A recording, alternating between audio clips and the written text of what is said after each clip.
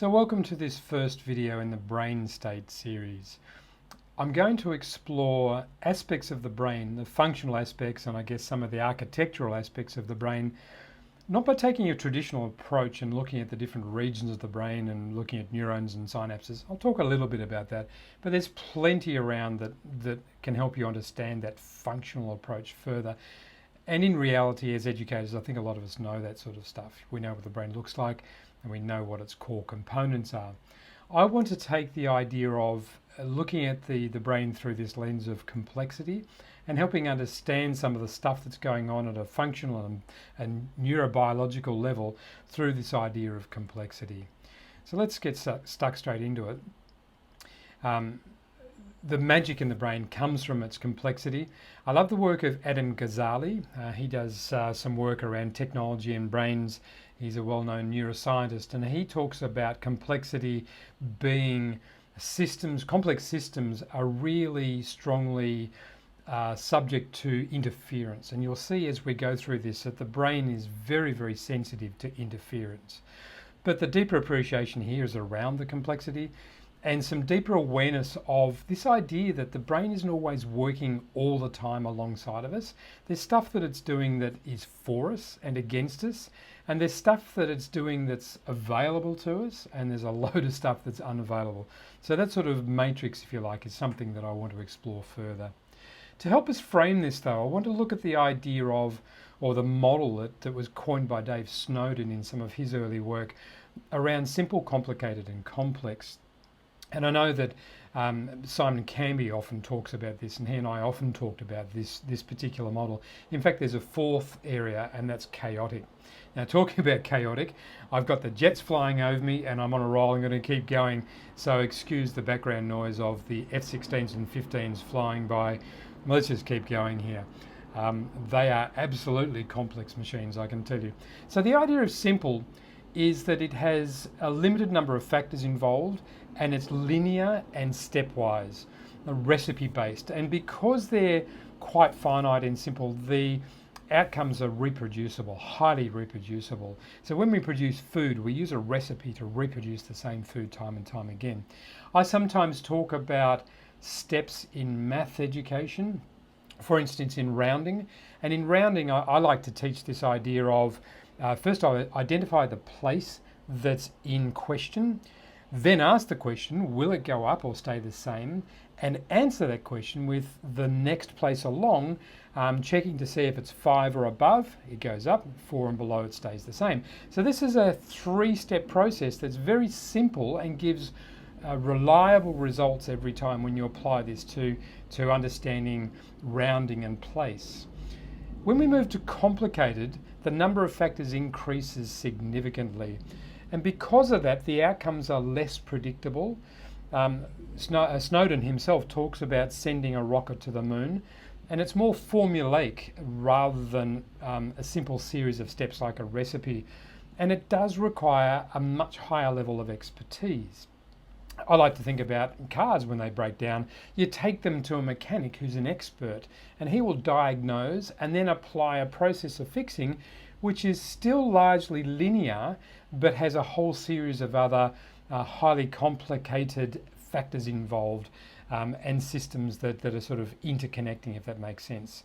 There's a high degree of certainty that these things will be fixed, but not entirely plausible or not entirely predictable in the sense that sending a rocket to the moon once doesn't necessarily predict that the second one will work too.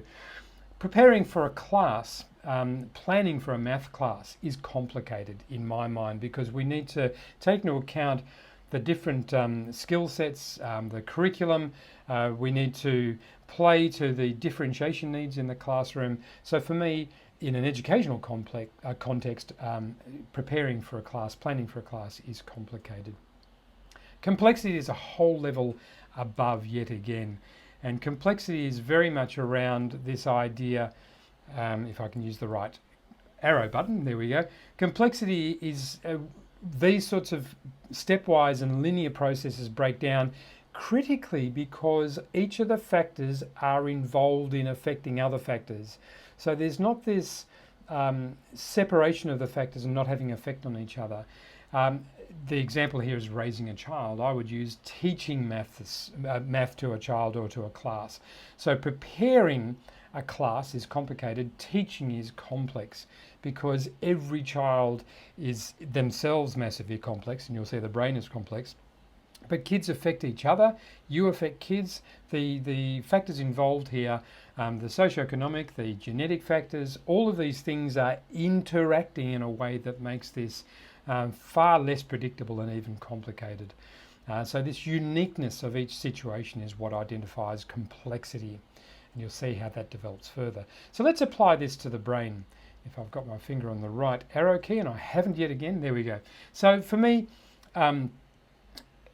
this is an intersection, a complicated intersection in Taipei.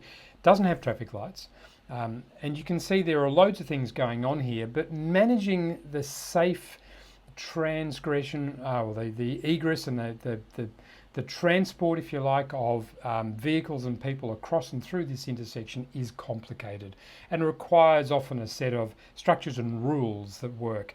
However, if you take that to looking at the whole city, then we get to complexity, because instead of just one intersection, we have now 630 streets, each with their own intersection, and the traffic and the intersection prior to this one will in fact impact and influence the outcomes on this particular intersection. So if we've got a blockage in maybe an accident in an intersection, that accident has an impact on many other situations of traffic flow and of other intersections across the city. So that gives you a sense of this idea of complicated versus complex. Now let's look at that in terms of the brain. The brain has 80 billion streets and 1,000 intersections. So Taipei is pretty complicated with 630, Taipei is very complex, the language there, with 630 streets. You can see that the brain has a level of complexity well above anything we can imagine. So that's how we end up with this idea of there are more connections in the brain than there are stars or in the universe. It's the numbers in the brain are incomprehensible, but I'm trying to give you some sense of the way that it's working from here. Massively, massively complex. So that's our first step here. Let's look at a few things around the brain and apply that across what we're working with in terms of a whole range of factors that are involved in education.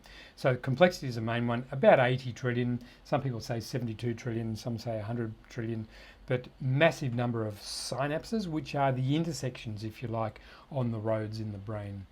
And it's that massive interconnectivity where a neuron will be touching many other places. It's not linear, but it's three-dimensional. A road system is two-dimensional. Our brain is three-dimensionally organized in terms of its intersections. Hence, the intersections are very densely packed, and that's again where the complexity arises from. This also gives us a high degree of volatility. Now, lots of things start to work with the brain. The name that we like to use with this is neuroplasticity. So the brain is always changing, and it's changing as a result of watching this. It's pruning and reconnecting these intersections all of the time. So this is a bit like a city where the intersections are changing, and one day you arrive, or 1 minute you arrive and you've gone through the intersection, and then that intersection is gone. Or there's a new intersection, a new bus interchange, or a new transport interchange. It's a massively volatile and changing situation. It's not as available to us as we might think. The brain is very, very secretive. Some people suggest about 95% of the operations of the brain are unavailable to us. Yet we have this felt experience, a rich felt experience of the world and thinking and emotions, that we make this assumption that we are our brains. In fact, we're just a very small part of our brains. So never start to think, if you can help it, that we are everything. There's a stack of stuff that's going on that we just are completely unaware of. Very demanding. Some of you have heard me say this before. It's only about 2 or 3% in net body weight, but it consumes 20% and more of the available resources, the metabolic resources in the body. So in financial terms, it's a very, very demanding and expensive organ to run. And because of that, particularly our brains, there's this sort of rule, if you like, of trying to work to efficiency. So the brain won't do what's best for you, it will do what's most efficient. And that's especially the case, as we'll see later, in self-regulation, when the brain is under metabolic pressure, when we're tired, we're hungry, we're dehydrated, we're sick, we're not well. All of these things come into play and push us into much more efficient processes in the brain. It's also absolutely unique, and that's one of the things that makes it complex. It's not a cookie cutter approach, it's not a computer, it's not something that's replicatable. Its structure is deceivingly the same, but no brain on earth is the same as yours. There will never be a brain that's like yours. There has never been a brain the same as yours. Brains are absolutely unique, and that's what gives us its complexity. And one other aspect of the complexity is that brains are very socially oriented.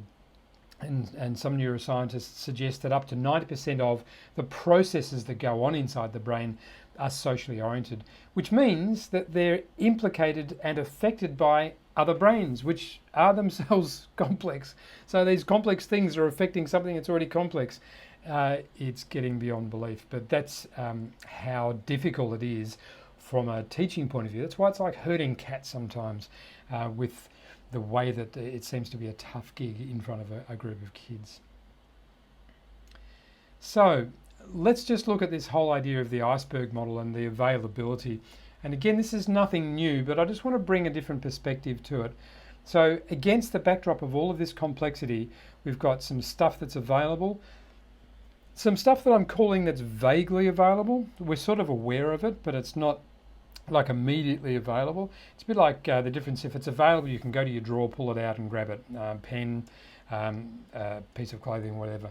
If you know it's in the house somewhere, or if you know it's in your office somewhere, but you're not quite sure, that's sort of vaguely available. And if you're not aware of it at all, it's unavailable. That's the sort of model we're talking about here. And there's another aspect to this. I keep looking down because my fingers keep roaming away from the arrows, and I'm just progressing the slides here for you, so apologies for that. There's stuff that the brain's doing for us, and there's stuff that's the brain is doing against us. And these three vertical dimensions also work for these two ideas. So there's stuff that we know about that the brain's helping us, and there's stuff that we know about that the brain isn't helping us with. And then there's this vague area where we sort of know that it's helping, or we sort of know that it's not. And then there's a whole raft of stuff underneath that is either helpful or not. Helpful to what we're trying to achieve now in the context of which we're working. So as a teacher in a classroom, your brain might be doing stuff that's helpful. It might be doing stuff and will be doing stuff that's not helpful. Maybe recalling that argument you had with a spouse the morning before you left for work, whatever. Underneath all of that, into this vague availability, is this sense of the emotions that are available, that are hard to define sometimes, not as easily as a thought. And they might be helpful or not. And then there's this stuff that's going underneath, which are really calling out things like values and beliefs and other brain processes such as threat and reward processes that are really deeply unconscious. So very quickly, the stuff that is available for us that is either working for or against us: behaviors, actions, thoughts, and knowledge. So sometimes knowledge, for instance, works against us because it drives assumptions that might be in play. And assumptions are really in that lower area here, in that sort of vaguely available area, the marginal availability. And in this realm, we've got stuff like attention, emotions, feelings, expectations, impulses, motives, a bias that you might have. Sometimes when you're searching on the internet for something, you're actually in the middle of confirmation bias. You're looking for something to confirm an idea or thought that you have. So that's these are vaguely available. And then deeply underneath this in the model, we've got values and beliefs, and even deeper processes, like I mentioned before, things such as this threat and reward mechanism that's going on. And the whole idea is, over time, we want to deepen the effect of the available. We want to drop the waterline of the available so that much more is available to us, and so we can assess whether the brain is working with us or against us. And in the process of teaching social and emotional learning to kids, we're also trying to lower the waterline and build some sense of objectivity about what's going on inside my brain and not be subjectively at the mercy of what's going on in our brain. Hence the reason for talking at this particular level. So a couple of key ideas, this idea of complexity, and then how this complexity plays out against these key ideas that the brain's doing stuff all of the time, and some of this stuff is helpful and some is not. The trick is to lower the waterline so that we start to have much more available to us, and therefore we can act, have more agency over the stuff that's going on inside our brains. So what to from here? I'd like you to think about the ideas, and hopefully you've been taking notes so far. I didn't mention it at the start, but hopefully you took some notes, some things that are starting to connect and make a difference, something new, something that's extending your existing knowledge, or maybe some questions. I'd like you to combine those thoughts from this presentation with chapter 4 of this book, which I'll have as a PDF for you, by Leonard Mlodinow. I'm not quite sure how to say his name. Very interesting book nonetheless. I'd like you to combine that thinking in the know domain by using the Connect, Extend, Challenge protocol here. So what knowledge have you been able to connect this to that you had already, both from the ideas of what I've said and the book? What's new for you? What's extending your schemas, your maps, your ideas? Maybe a new insight, maybe something's joined that you didn't have before, and maybe there are some gaps, some questions that have been asked, something you need deeper understanding on. If you want to extend that into the doing phase, how can this impact on how you are, how you present, who you are as a person? Then ask this question: how does this implicate itself on how you present? What will you do differently now that you know that the brain does stuff for you and against you? How can you help kids understand that? Which moves into this share stage. Of this, what might you share with students? What might you share with colleagues? What might you share with people at home to help them better understand the stuff that's going on inside their brain? We'll have a way for you to share that knowledge and collaborate back.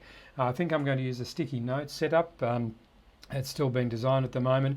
In any case, on this page will be a way that we ask you to bring your learning and your insights back to the group, something that will be pretty constant across each of these presentations.